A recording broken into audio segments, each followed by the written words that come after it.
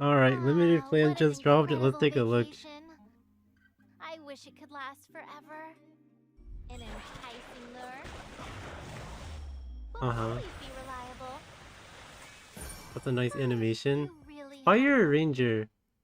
Fire Ranger is definitely not what I was expecting with this color scheme and like the fish, but okay. no tact. Landy wins the grand prize in Policia Shopping District and lands tickets to a vacation getaway. Flan is over the moon by Landy's invitation to spend a vacation Mm-hmm, together, nice. but her excitement Nice base quickly stats. fades Not when she finds very, out not too Hana fast, so and she's Micah will probably be not an the weekend opener. as well. However, her disappointment at not being able to spend precious alone time with Landy didn't last long. It's As her very mood was nice. quickly Very, very upon nice. spotting Landy relaxing in the hot springs. It seems Flan ended up discovering her own way to enjoy the trip. Afternoon soak Flan.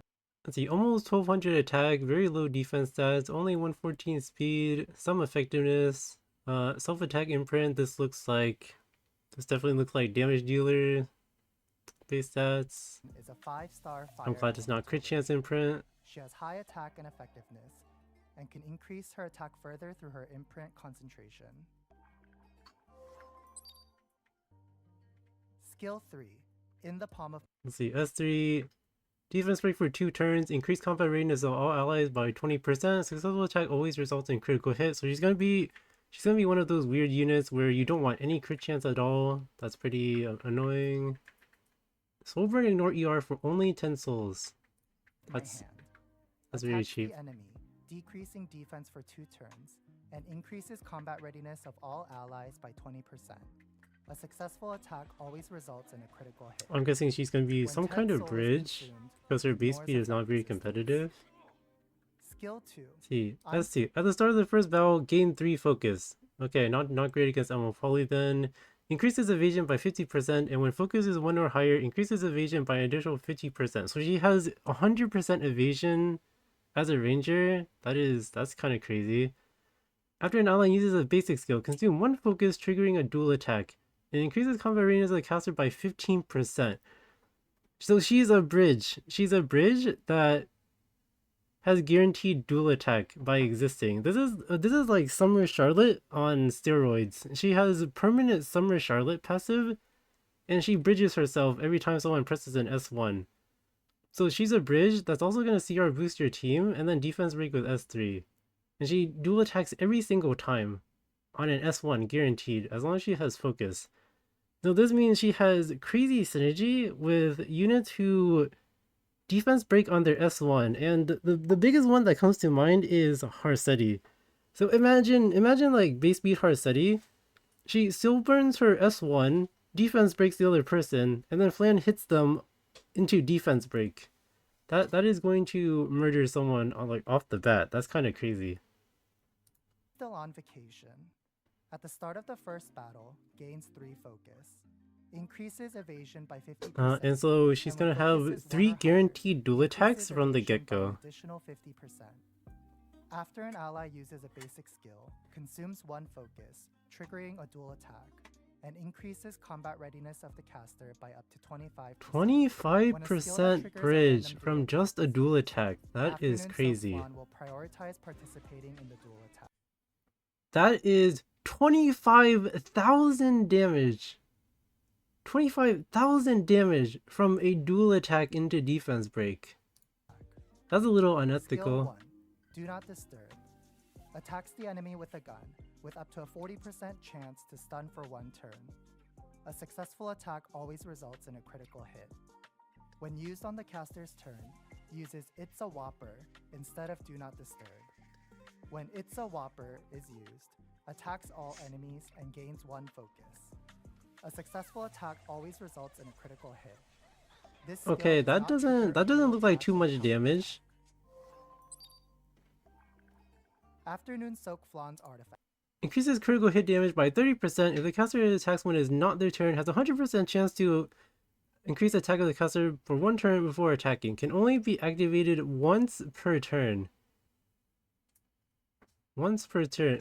So she gets 30 crit damage for free and attack buff. So this artifact can effectively increase her damage output by by like over 60%, depending on the build, which is crazy. But the bad thing is that unless it's maxed, you only have a percent chance to proc the attack buff, which is awful. So this is definitely a will artifact, unfortunately, but it seems very strong in her intended playstyle of dual attacking into defense break. Fact, dreamlike holiday. It's definitely gonna A be hair very accessory essential for Landy her. gave to Flan as a gift. Feeling deeply touched, Flan wore it throughout the entire vacation. Increases critical hit damage by up to 30%. Yeah, this The artifact caster is attacks when it's not their absolutely turn, crazy, has up to a 100% and it's kind of made chance for to her. increase attack of the caster for 1 turn before attacking. Can only be activated once per turn.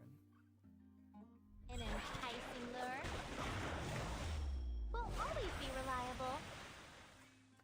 A tourist from Policia enjoying her vacation. Players will be able to meet Afternoon Soak Flan through the limited summon starting October 17th. That's a cute Thank Landy you. plushie. I would buy one. Let's see this demo. You know who I am, don't you? Okay, this is a very cleavy team. Is I feel like he- they're trying to sell the Veronica buff here. What a hassle this is. Won't you assist me? Okay, that's 13,000 damage, 3,000, that's 16,000 damage to BVK in a single S1. That is a lot of damage. And then the artifact procs, so she keeps the attack buff basically until her turn. You'd better So all of her stand following dual attacks are going to be attack buffs too. for a better tomorrow. Here's a defense break. Cover me. 25,000 damage on that defense break. And then this CR boost is... There's no cooldown for it, so Flan CR boosted herself by 50%. So she's pretty much guaranteed to get the turn. And let's see this S3 damage. It's Sovereign Ignore ER for defense break. Okay, that was pretty underwhelming. Only like 11,000 damage.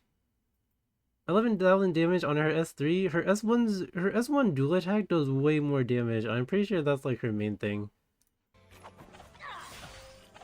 How pathetic. Do not expect I don't want to do this anymore. Over here. And then another dual attack. That is a lot of damage. Oh, this unit is looking a little crazy as a cleave aggro unit. But mostly this S1, this is actually Summer Charlotte on steroids. Guaranteed dual attack. She self-attack buffs herself. She self-CR boosts herself. She's gonna get the turn. She's gonna push her team, and then her team will hit into defense break. But my biggest concern with this unit is base speed Harsetti, or honestly any kind of Harsetti. Basically, this unit has insane synergy with anything that can defense break on their S1, notably Alencia, technically. Sea Lilius would be really good with her too. Stack Vigor, stack attack buff, Sea Lilius S1, something's gonna take a lot of damage. But yeah, mostly the biggest concern is Harsetti S1. Like Harsetti S1 defense break, Pyre Flan hit into it, and then extra attack Harsetti, something is guaranteed to die. Which is very crazy. It kind of pushes the immunity buff meta. The immunity set meta. So yeah, that is terrifying. I'm sure she's gonna be actually very strong, either base speed Harsetti unit, a very strong cleave unit, or a very strong aggressive unit in general. She has a lot of natural survivability with 100% evasion. That's kind of unheard of. I'm surprised this doesn't belong on a thief already, but yeah, absolutely crazy unit, I'm sure. Oh yeah, thank you for watching.